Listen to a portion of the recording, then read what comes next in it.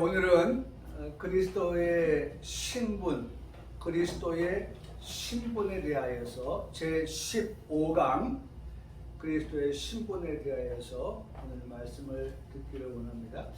이 그리스도의 신분하면 두 가지로 말씀을 드릴 수가 있습니다. 하나는 그리스도의 낮아지심과 그리고 또 하나는 그리스도의 높아지심. 간단하게 낮아지심이라고 하는 것은 비하, 그 다음에 높아지심이라고 하는 것은 승기, 이렇게 말씀을 드릴 수가 있습니다. 자, 오늘도 말씀을 오전 예배 때 말씀을 드렸지만은 복음이 뭐냐 라고 말할 때에 십자가의 죽으심으로 끝나는 것은 복음일 수가 없습니다. 십자가에 달리신 예수님, 십자가를 참으신 예수님, 근데 그렇게 참을 수 있었던 것은 그 앞에 뭐가 있었어요? 기쁨이 있고 즐거움이 있고 영광이 있었기 때문에 가능하였던 것입니다. 그렇기 때문에 부끄러움도 개의치 아니하셨던 것이지요. 그것이 곧 예수 그리스도의 부활이고 예수 그리스도가 영광의 보좌에 앉으시는 것이다 라고 하는 것을 말씀을 드렸습니다. 자, 보세요. 그리스도의 낮아지심이라고 하는 것으로 끝나는 것이 복음이 아니라 그리스도의 낮아지심과 이어서 그리스도의 높아지심, 다시 말하면 그리스도의 비하에서 출발되어서 그리스도의 승기로 끝나는 것이 바로 복음이다 라고 하는 것이 오늘 우리가 배우려고 하는 15과에서의 그리스도의 신분이 밝혀주는 모든 것이라고 말씀을 드릴 수가 있습니다. 자, 오늘 본문은 빌립보서 2장 6절에서 8절까지의 말씀인데요. 자, 그 말씀을 보아도 우리가 너무나도 생생하게 이 말씀에 대해서 잘 드러내고 있는 것을 볼 수가 있습니다. 그는 근본 하나님의 본체시나 그랬어요. 그가 누굽니까? 예수 그리스도이십니다. 예수 그리스도는 본래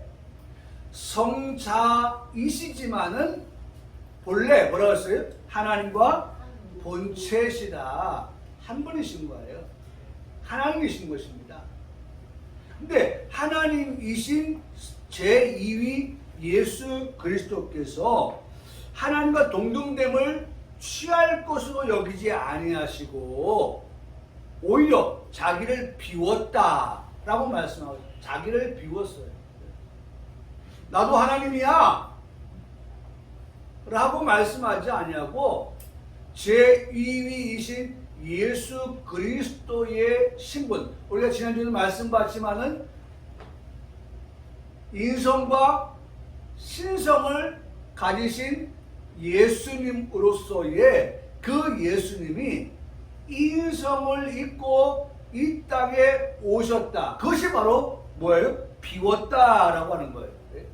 신성으로서의 하나님의 그 위치를 비워서 사람의 몸을 입고 이 땅에 오신 예수님. 사실 우리가 비하라고 하는 것, 낮아지심이라고 하는 것이 쉬운 일이 결코 아니지요. 쉬운 일이 아니에요.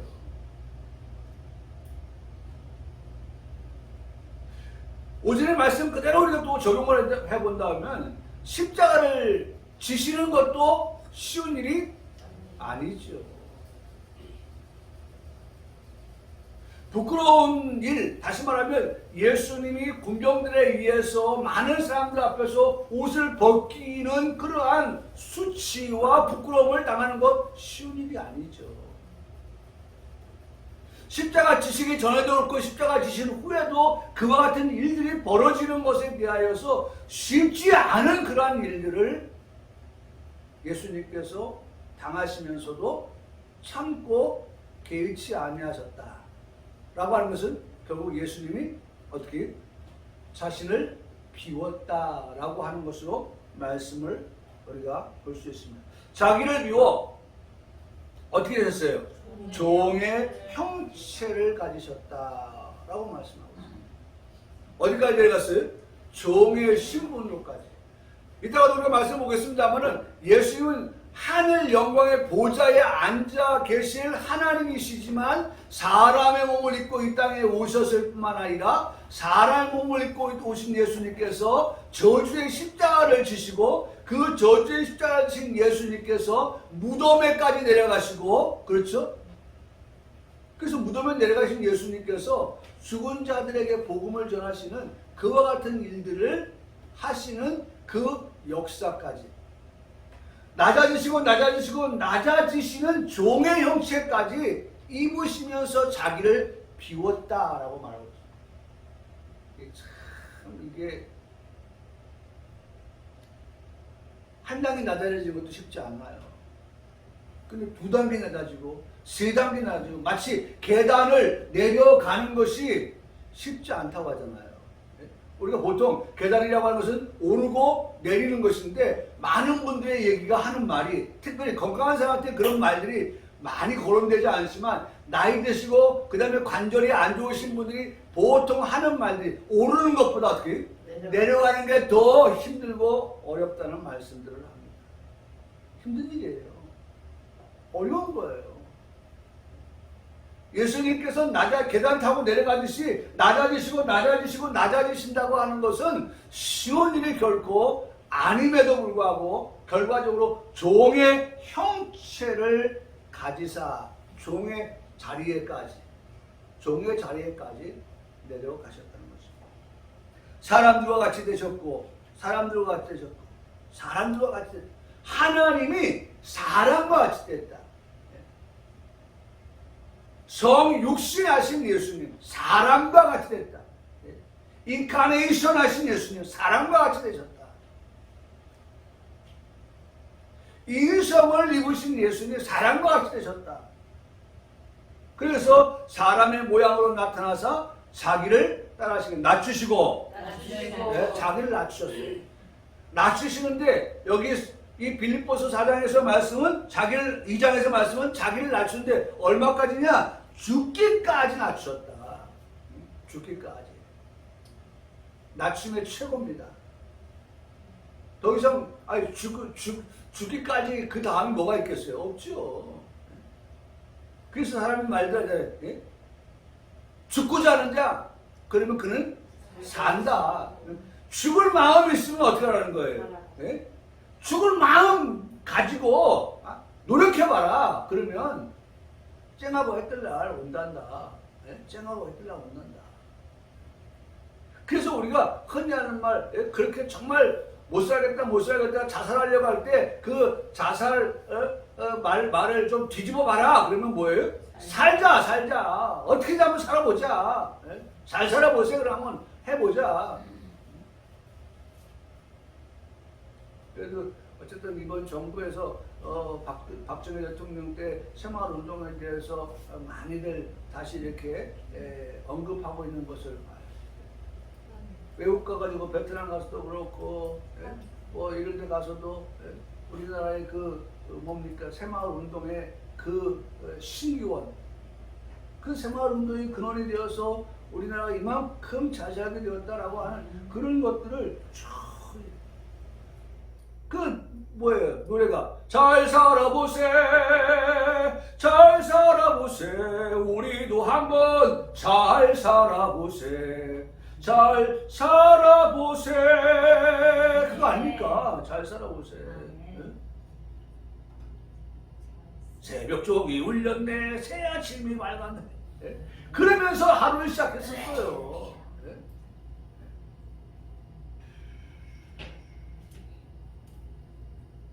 죽기까지 정말 죽고자 하면 산다. 정말 죽을 만큼 그렇게 하면 사는데 결국 예수님께서 그렇게 낮아지심을 죽기까지 복종하시다. 그 십자가에 죽으십니다. 라고 말씀을 해주고 있는 것을 들을 수 있어요. 이제 이게 낮아지심이에요. 근데 복음은 이 낮아지심이 끝이 아니라 결국 다시 높아지신다. 그것이 부활이고 그것이 승천이고 그것이 영광의 보좌에 앉는 것이다 라고 하는 것을 우리에게 말씀해 주고 있는 것입니다. 그래서 첫 번째, 그리스도의 낮아지심에 대하여 우리 한번 살펴보도록 하겠습니다. 그리스도의 낮아지심은 가로 열고 뭐예요? 비하라고 말씀드립니다. 높아지심은 승귀. 이따가 보겠습니다만 승귀. 그리스도의 낮아지심 비하의 의미에 대해서 한번 보겠습니다. 첫 번째, 그리스도는 우리를 뭐 하시기 위해서? 제가요 이제 언젠가 한번 써먹으려고 뉴스를 복사를 해놓은 게 있는데요. 예수님을 믿는 사람들 가운데서의 30대와 40대의 여론을 조사를 해보니까 교회에 나오는 이유 가운데 첫 번째가 마음에 평안이 있기 때문에, 마음에 평화가 오기 때문에 30대, 40대들이 교회를 찾는다. 두 번째, 그들이 교회를 찾는 이유 가운데 두 번째가 구원에 대해서 그렇게 그들이 교회를 찾는 이유로 삼았어요. 첫 번째가 평화다. 그래서 제가 생각해 봤어요. 예배를 드리면서 강단에서 예배를 인도하고 말씀을 전하는 목사가 그런 우리 성도들이 정말 평화, 평안, 평강 이런 것들을 원한다.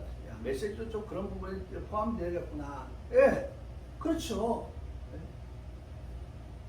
우리 지난주도 말씀 봤잖아요.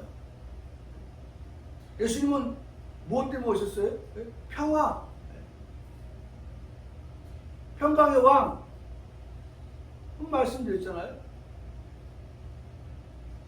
우리가 정말 그런 부분들이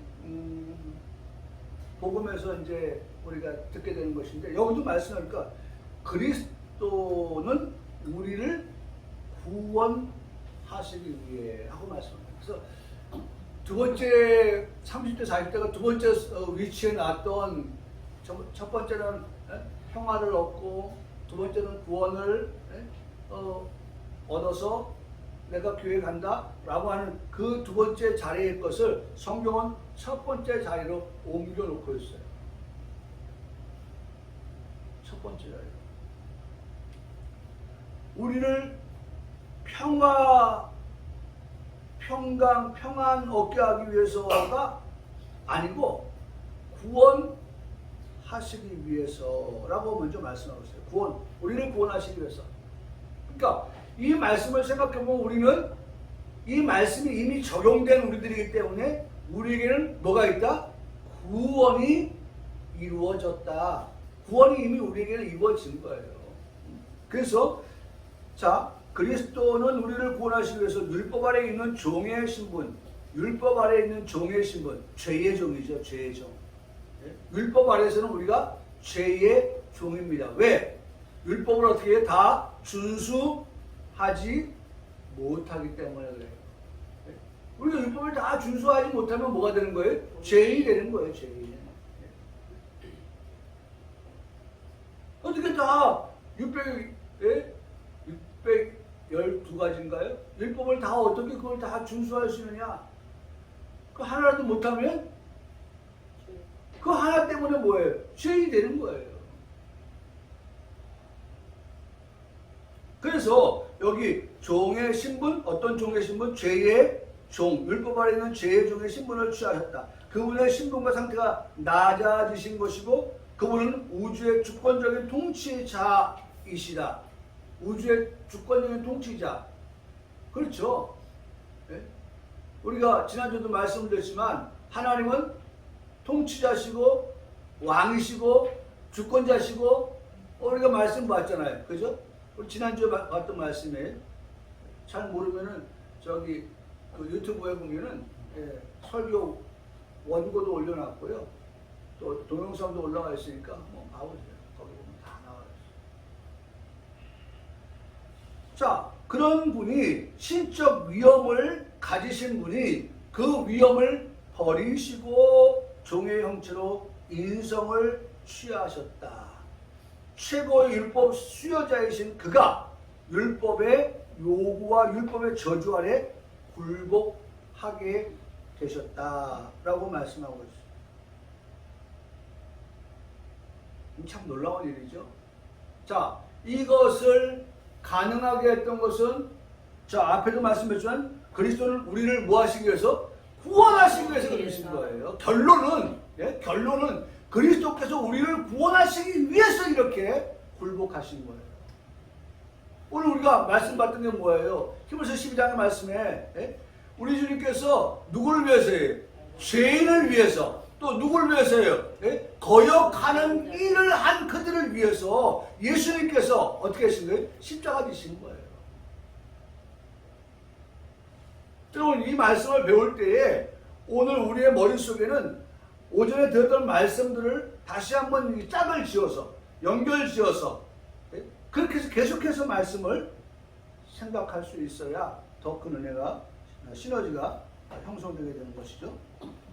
자 갈라디아서 3장 13절 유창민 청년 그리스도께서 우리를 위하여 저주를 받은 바 되사 율법의 저주에서 우리를 속량하셨으니 기록된 바 나무에 달린 자마다 저주 아래 있는 자라 하였습니다. 그렇죠. 자, 이 말씀 아까 우리 봤어요 안 봤어요? 봤죠? 그 말씀이 어디 있다고 구약에서는 신명기서의 말씀이 있잖아요. 그 신명기의 말씀을 갈라디아서 말씀하면서 어떻게 해요? 인용한 거예요. 그래서 이 말씀을 생각해 보면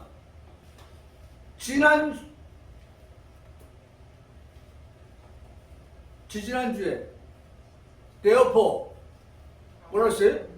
이런 거 말씀을 접속해주는 구약의 말씀을 신약의 말씀과 연결시켜주기 위하여서 이 말씀을 끌고 와서 인용을 해서 이 말씀을 하고 있는 거예요. 그럼 보세요. 오전에 설교한 것을 우리가 듣고 새겼다면 맞아. 오전에 설교에 여기 PPT에도 그 말씀을 띄웠는데 맞아 그 말씀 여기 또 나왔네? 그때는 신명기서 말씀했는데 갈라디아서에 똑같은 말씀이 있는데 우리가 그렇게 보는 거예요. 나무에 달린 자마다 저주 아래에 있는 자라 그렇게 말씀하시는. 그래서 예수님께서는 그 나무에 십자가를 그 나무는 십자가의 나무인데 그 십자가 나무는 율법의 저주를 어떻게 받기 위해서 속량의 제물을 내시는 율법의 문제를 해결하시기 위해서 지신 그러한 속량은 우리 죄를 어떻게 해주는 거예요? 사하여 주시는 거예요. 없이 하여 주시는 거예요. 그래서 테텔레스타이라는 말씀을 드렸잖아요. 저는 테텔레스타이 옮겨주신 거예요. 우리 죄를 옮겨주신 거예요. 우리 죄를 없이 하여 주시는 거예요. 지난주 말씀 뭐가 생각나요? 동이 서에서 먼 것 같이 우리의 죄를 옮겨주셨다는 거예요.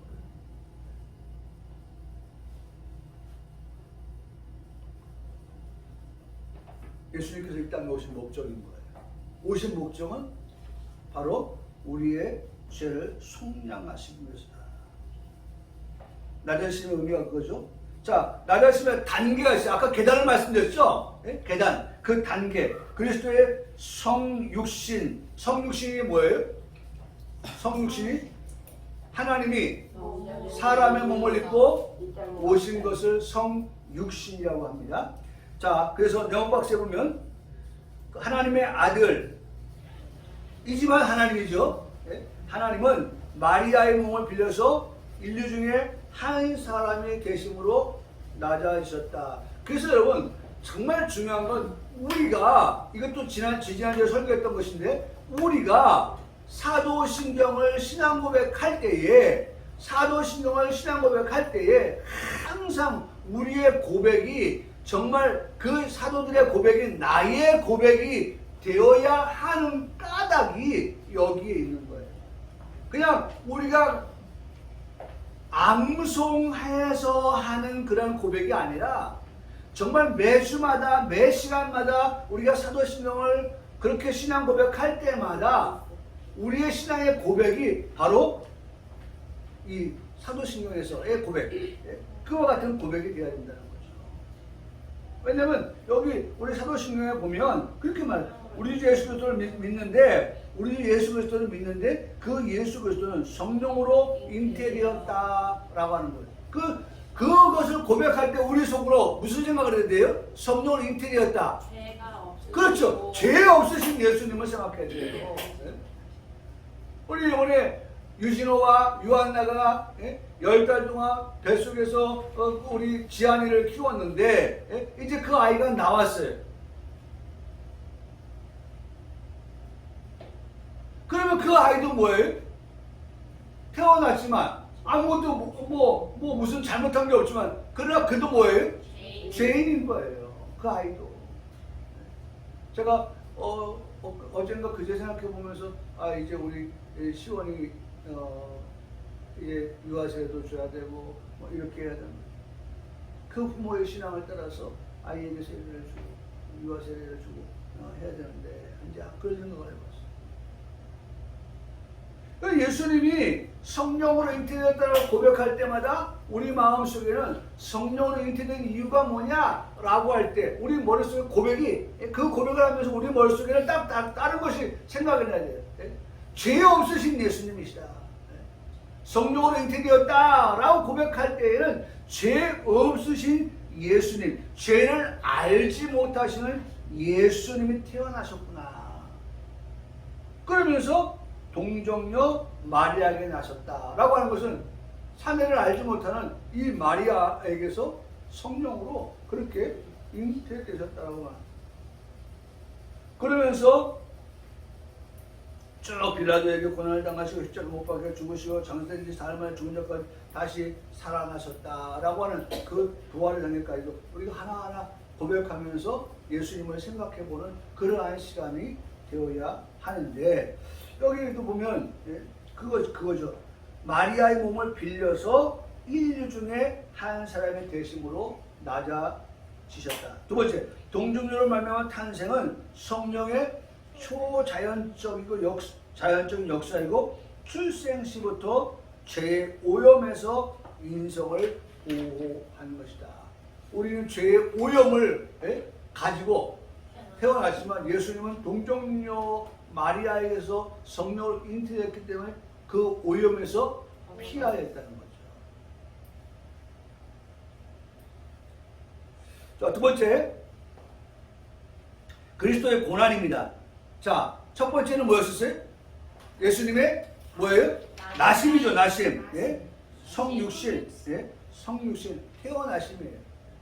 그 다음에 두 번째로 낮아지시는데 고난이죠, 고난. 고난. 그리스도의 고난이라고 하면 최후적 고통을 포함한 지상생활 전부가 고난이었다. 예수님의 이 땅에서 3년 6개월의 삶이라고 하는 것은 정말 고난과 고통이 점철되어져 있는 그러한 생활이었다. 그리스도는 만주의 주로서 종이 되신 것이었고 죄로 저주받은 세상에서 무죄의 삶을 사신 분이시다. 사탄의 공격, 백성의 배반, 대적들의 괴롭힘, 이것이 다 예수님에게 있어서 고난이었다. 그리스도의 영혼은 계속되는 악마의 유혹, 불의한 세상에 의한 억압, 그리고 지워진 죄의 심의 눌림, 이런 것들이 예수님에게 계속 되었다는 거죠. 그러니까 예수님이 공생애를 시작할 때도 어떻게 했습니까? 계속의 유혹을 받잖아요. 그 다음에 예수님 돌아가실 때도 유혹을 받잖아요. 어떻게 해요? 십자가에서 내려오라고 말하잖아요. 내려오라. 네가 하나님의 아들 아니냐. 남을 구원할 때 너도 구원해봐라.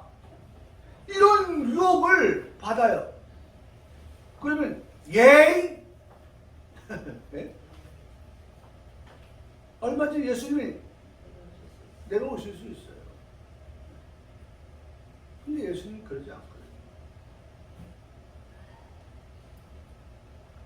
그리스도는 세상에서 슬픔의 사람이었으며 질고를 아는 분이시다. 질병의 고통이죠.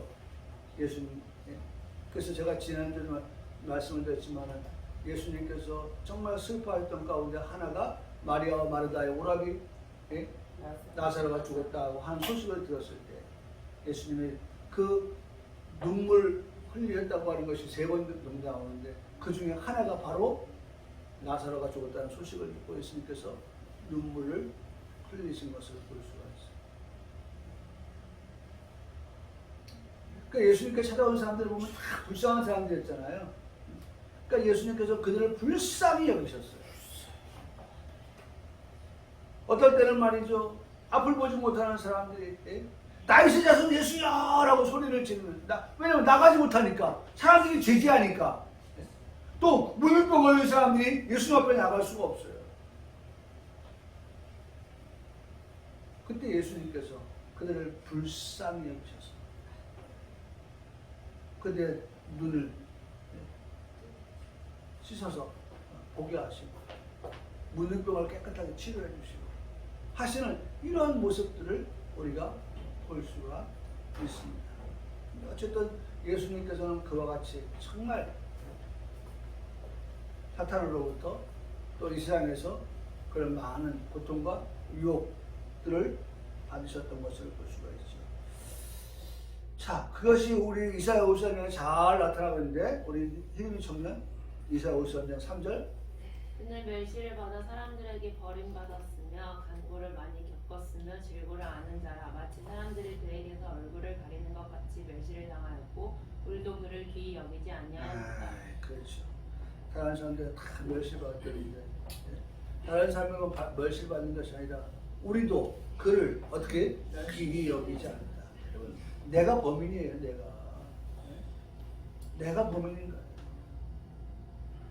손가락질 하면서 아유 예수님 어떤 분이신데요? 예수님 어떤 분인데 하나님이셔. 근데 그 하나님께서 우리 때문에 오신 거야. 아유 너 때문에 십자가. 그것이 끝나는 것이 아니라 우리도 그를 귀히 여기지 아니한다. 그 우리의 내가 있어요. 여러분 적어도요 집 안에서 우리가 부모님을 귀히 우리 자녀들을 귀히 그렇게 여겨야죠. 내가 이번 주에도 우리 권사님한테 좀 속상하게 해드렸는데 내가 너무 미안해가지고 하루 종일 차 운전하면서 집에 들어가서 내가 잘못했다고 해야겠다. 내가 그런 마음을 참 이걸 내가 참 여전히 부족하구나. 내가 그런 생각을 부족합니다. 자, 어쨌든 우리가 서로 이렇게 귀히 여길 수 있는 그런 것들이 되어야 마땅하다라고 하는 것입니다. 그런데 우리도 그를 귀히 여기지 아니하였다라고 말씀합니다. 그러니까 귀히 여기지 아니하니까 불순종하는 거죠. 오늘 오전의 말씀에 죄인이고 그 다음에 불순종한 자는 이 말씀들을 쭉 하고 있잖아요. 그래서 제가 오늘 오전에 쓴 단어 가운데 하나가 사사건건. 이스라엘 백성이 사사건건 다 불순종했어요. 어떤 일을 만나면 만날 때마다 그렇게 불순종해요. 아니 사사계수도 보면 다 불순종해요. 그래서 왕이 바뀌고 왕이 새로운 들으면 또 불순종하고 또 바꾸고 이게 인생이에요. 그러면 그런 구역질 나는 인생들을 위해서 예수님께서 성육신하셨다는 거예요. 그런 나를 위해서 이 땅에 오셨다는 거예요. 지금 우리는 어떤가요? 우리는 그분을 귀히 여기고 있는가요? 그분의 말에 경청을 하고 그분의 말을 듣고서 우리가 순종의 삶을 살아가고 하려는 그런 노력과 애씀이 우리에게 있는가요? 이번 한 주간도 정말 나를 위해서 나 대신 예수님을 생각하면서 그분의 말씀을 우리가 생각하고 그분의 말씀을 따라서 우리가 정말 순종하려고 애쓰는 그러한 한 주간의 삶 오늘 우리 속에서 찾고 그래서 지난 다음 주에 우리가 말씀을 보겠습니다. 오늘 말씀을 드리지 못했지만 다음 주에 볼 말씀 가운데 아직 피 흘리기까지 싸우지 아니하였다고 말씀하셨어요. 히브리서 12장에 말씀하고 있죠. 너희가 죄와 싸우되 아직 피 흘리기까지는 대항하지 아니하고. 그러니까 이번 주에는 우리가 어쨌든 피 흘리기까지 대항해서라도 어떻게든지 하나님 말씀대로 순종하며 살아가는 거라고 그렇게 힘쓰는 모습, 애쓰는 모습, 그걸 하나님 기뻐하죠. 그리고 하나님 앞에 기도 그렇게 하는 거죠.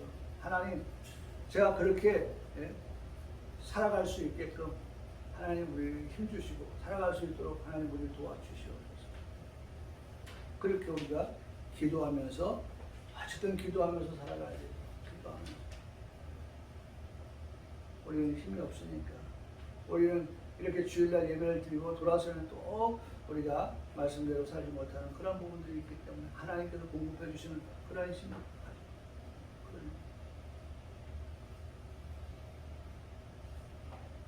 자, 성육신 첫 번째. 그 다음에 고난. 그 다음에 뭐예요? 죽으심으로 내려갑니다. 죽으심으로. 자, 그리고 네 번째는 장사 지내. 그 다음에 지옥에 내려가심까지 우리가 보게 되는데요. 자, 진행합니다. 그리스도의 죽으심, 3번입니다. 그리스도의 육체적 죽음을 불의한 사건의 결과도 아니고 암살에 의한 것도 아니고 법적 판결에 의한 죄인으로 간주되어 죽으셨다는 것입니다. 그러니까 죄가 어떻게 해요? 우리의 죄가 누구에게? 예수님에게. 마치 구약시대 때 백성들이 뭘 끌고 와요? 제단에? 짐승을 끌고 오잖아요. 짐승을 끌고 와서 그 짐승의 내 죄를 어떻게 해요? 다 뒤집어 씌우고 어떻게 합니까? 그 짐승을 잡아서 그 다음에 그 피를 뿌리고 그 살을 태우고 그래서 하나님과 화목제물로 드리고 하는 이 모든 일련의 과정에서처럼 그렇죠? 예수님께서 이 모든 것이 우리의 죄가 누구에게? 예수님에게 다 뒤집어 씌워져서 예수님이 우리를 위해서 죽으시고 속량하여 주셨다. 이게 내용입니다. 그리스도의 육체적 죽음은요, 불의한 사건의 결과도 아니었다. 죄인으로 예수님께서 간주되어 죽어주신 것이다. 그는 로마의 십자가 형벌을 받으심으로써 우리를 위한 저주를 대신, 여러분 중요한 단어입니다. 대신. 누구 대신이에요? 나 대신이에요. 나 대신. 대신 짊어지시고 저주의 십자가로 죽음을 죽으신 것이다. 유진 청년 신명기 21장. 그 시체를 나무 위에 밤새도록 두지 말고 그날에 장사하여 내 하나님 여호와께서 내게 기업으로 주시는 땅을 더럽히지 말라. 나무에 달린 자는 하나님께 저주를 받았습니다. 예, 그렇죠. 자, 아까 우리가 갈라디아서 말씀에도 보았던 것처럼, 갈라디아서 3장 13절에 말씀을 보았던 것처럼, 이 말씀이 신명기서 21장 23절에 그 말씀으로 기록되어 있는 것을 볼 수가 있어요. 예수님이 나무 십자가에 달리신 것은 인간을 대신한 저주를 당한 것이다. 인간을 대신하여서 예수님이 대신 지신 십자가. 그의 죽으심은 하나님의 죽음으로 무한한 가치를 지닌 것으로서 모든 유한된 인간의 죄값을 대신하신다. 대속하셨다. 자, 네 번째, 그리스도의 장사 진행. 죽었으니까 이제 어떻게 돼요? 장사 지내시는 거죠. 그리스도께서 십자가상에서 다 이루었다라고 한 것은 그의 능동적 고난의 완성을 만든다. 제가 오늘 설교 말미에 카타르 올림픽에 출전한 선수들이 두 가지. 하나는 뭐예요? 우리만의 스타일, 우리만의 그런 축구, 우리가 지향하는 그런 축구를 하였고, 그 다음에 능동적인 축구를 했다는 거예요. 능동적인 축구. 처음에는 그런 축구를 한다고 하니까 우리 감독이 누구였죠? 배주. 예, 멘토. 감독이 뭐야? 저렇게 해가지고 세계 무대에 어떻게 뭐 하겠어? 처음에는요. 멘토의 그 감독의 그 가르침 교육이요, 훈련이 안 먹혔다는 거예요, 우리나라에. 그 발목을 잡은 거예요, 처음에는요. 근데 어차피 우리가 모셔왔으니까 지켜본 거예요. 근데 그게 결과적으로 16강까지 가게 되어서 인정을 지금 해주고 있는 거예요. 이번에 이제 계약이 만료돼서 이제 우리나라 떠나죠. 떠나게 되어졌는데, 뭐 조금 아쉬운 얘기도 남기고 떠나죠. 우리 선수들 너무 상품으로 취급하고 있다, 뭐 그런 얘기도 하고 있고, 조금 아쉬운 몇 가지를 이야기하는데 좀 귀담아 들을 필요성도 있다고 보아집니다. 그 능동적인 고난의 완성을 말한다. 그러니까 예수님께서 십자가 지시는 것은 능동적인 고난의 그런 완성이다. 그리스도의 무덤으로의 장례는 하나님의 아들로서는 또 하나의 낮아지심이라고 할 수 있습니다. 인생이 흙으로 돌아가는 죄의 형벌이다. 인생이 흙으로 돌아간다. 그것이 죄의 형벌이다. 죽음을 말하는 거죠. 그래서 죄의 삭은 사망이라고 말씀합니다. 구원자가 무덤에 머무심은 낮아심의 표현입니다. 그러나 이것은 성도에게 무덤의 공포를 제거해 준다. 시편 16편 10절에 이는 주께서 내 영혼을 수월에서 버리지 아니하시겠다. 수월이 어디에? 지옥이죠. 거기서 버려두지 아니하시고 주의 거룩한 자를 멸망시키지 않으실 것입니다 라고 말씀합니다. 구약의 수월은 죽음의 상태의 무덤 등을 나타내는데, 예수님은 수월, 무덤에서 내려가시는 낮아심을 경험하신 그러한 분이시다. 지옥에 내려가셨다. 한국교회 사도신경에는 그가 음부에 내려가시고 라는 말이 빠져 있지만 원래 사도신경은 포함되어 있다. 이는 한국에서의 여러 오해를 피하기 위해서 생략한 것으로 보여진다. 가톨릭은 그리스도가 구약 성도들을 해방하기 위해서 그들이 갇혀있는 선조 림보 바로 열고 뭐라고 썼어요? 천국의 주변으로 구약의 성도들이 억류되어 있는 곳. 그러니까 여기에 있다가 어떻게 되는 거예요? 자녀들이, 자손들이 어떻게 하느냐에 따라서 가는 길이 달라진다는 거죠. 가는 길이. 그래서 이 선조 림보에 내려가셨다고 하고, 루터파는 그리스도의 죽음과 부활기간 동안의 흑암의 권세에 대한 그의 승리를 선포하기 위해서 음부에 내려갔다고 하나 이런 적합하지가 않다. 그리스도가 음부에 내려갔다는 표현은 그리스도께서 골고다 동산과 십자가 위에서 지옥의 고통을 당하신 것과 그가 사망의 상태에서 가장 낮아지신 상태에 들어가신 것에 대한 상징적인 표현이다.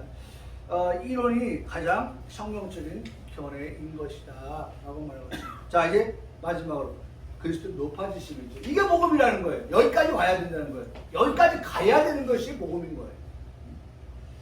그리스도의 높아지심의 의미, 그리스도가 졌다가 높아지심은 인간의 죄에 대한 형벌을 담당하시는 구원사역의 과정이다.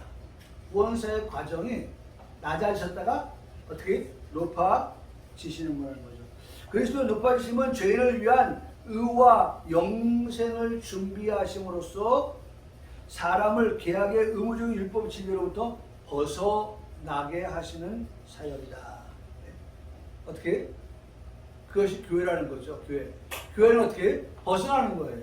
어디로? 죄에서부터 밖으로. 죄에서부터 밖으로 해방. 나 자유 얻었네, 너 자유 얻었네, 우리 자유 얻었네. 그걸 말하는 거예요.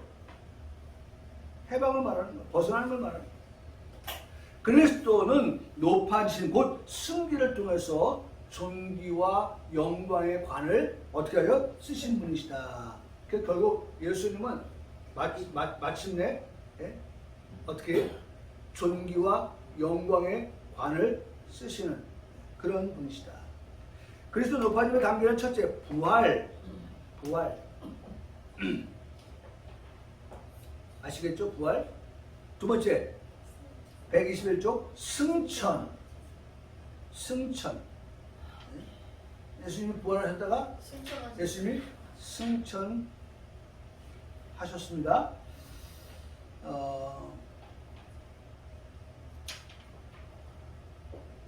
네오박스만 볼게요. 네오박스 중간에 승천은 지상에서 하늘로 한 장소에 다른 장소로 옮겨가는 것인데 이것은 그리스도의 위격이 인간성을 따라서는 좀 더 진전된 변화를 가지는 것으로 신인 양성을 가진 중보자의 유형적인 상승이다. 사람은 이런 일이 없죠. 네? 사람이 이게 죽었다가 다시 살아난다. 이게 도무지 이해가 안 되는 거예요. 그런 것을 경험해 보지를 못했어요. 근데 예수 그리스도는 이와 같은 것들을 우리에게 친히 어떻게 보여줬다는 것이죠. 이것은 그리스도의 인성의 현저한 영화로움에서 내포된다. 대시한 그리스도는 승천하심으로 하늘 성소에 들어가 보좌에서 중보의 역할을 지금 하고 계신다. 그리스도의 승천으로는 성도는 하늘 처소에 대한 확신을 가지게 되고, 그러니까 그리스도께서 우리 이것을 보여주심으로 인해서 성도들에게도 아까도 우리가 받은 건 뭐예요? 예수님이 지금 보좌 우편에 앉은 것처럼 너희들도 어떻게 해요? 네, 함께 같이 그 말씀 맞죠? 요한계시록 3장의 말씀에서 그와 같은 것들을 우리에게 앞에 있는 기쁨과 즐거움의 말씀으로 우리에게 주셔서 그것을 바라보고 지향하고 나아가도록끔 하게 하신다. 그게 바로 예수님의 보여주신 본보기라는 거죠. 그래서 제가 원고에 쓸 때에는 롤 모델, 예수님 우리에게 어떻게 써요? 롤 모델이 되어서 그 모델, 우리가 보통 모델하우스 보면은 이렇게 짓겠습니다 라고 하는 걸 알겠습니까? 그래서 견본주택에 와서 모델하우스에 와서 보고 사람들이 야 이렇게 짓는구나. 안방은 이렇고 작은 방은 이렇고 거실은 이렇고 그 다음에 이태리 아니 그 주방 아일랜드 스타고 이렇게 놓고 뭐 이렇게 하는구나. 이런 것들을 본단 말이에요. 그리고 나중에 집을 이제 입주를 하게 되면 그 같은 공간의 모습을 그대로 갖추고 있는 것을 볼 수 있어요. 그러니까 예수님도 우리에게 그런 롤 모델이 되어주셔서 너도 나처럼 이라고 말씀하시는 거예요. 그래서 나처럼 되기 위해서는 함께와 같이라고 하는 것을 꼭 공유하도록 하게 하신다는 것이죠. 세 번째, 하나님 우편에 계십니다. 그렇죠? 부활하시고 승천하신 분은 지금 어디 계세요? 하나님 보좌 우편에 계신 것입니다. 자, 그리고 마지막 122쪽에 자, 지금 우편에 계신 예수님께서 그것을 끝이 아니죠. 최종 뭐예요? 그분은 육체적인 재림을 하신다. 그쪽에서 산자와 죽은 자를 심판하는, 어디서 많이 해봤던 거죠? 우리 사도신경이에요. 사도신경에 다 있는 거예요. 산자와 죽은 자를 심판하러 오시는 예수님, 오실 때 그 높아지심은 절정에 이르게 됩니다. 그리스도의 재림은 육체적이고 유형적인 것입니다 라고 말씀을 하고 있습니다. 근데 그 오시는 예수님은 네모박스 중간에 뭐하러 오셔요? 심판하러 오시는 것입니다. 그리스도의 재림의 시기는 알려져 있지 않습니다. 또다시 네모박스, 그리스도의 재림의 목적은 세상의 심판과 자기 백성의 뭐예요? 구원 만상이다. 자, 우리는 어디에 방점을 둬야 돼요? 구원의 방점을 둬야 되는 거예요. 네?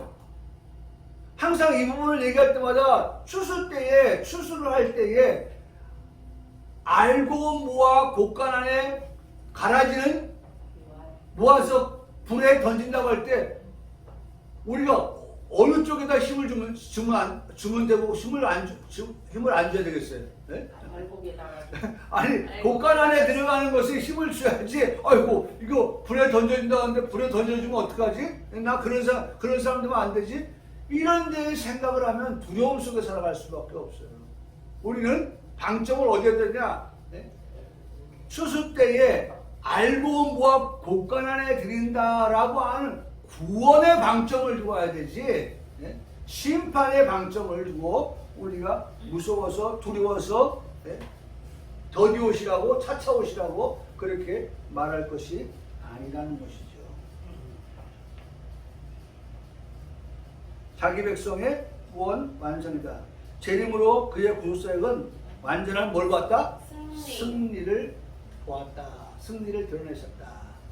그 결국은 모든 것의 끝은 다 그리스도의 뭐예요? 승리인 것이죠. 승리. 그 승리 앞에 뭐가 있어요? 구원이 있는 거예요. 구원 얻게 하고 이겨서 해피 엔딩 끝나는 거예요. 이게 복음인 거예요. 자, 오늘 제목이 뭡니까? 그리스도의 네? 네? 신분. 네?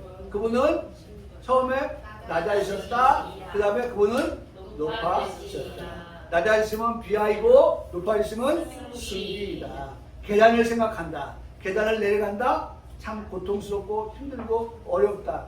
그러나 결국은 하나님께서 높여주셨다.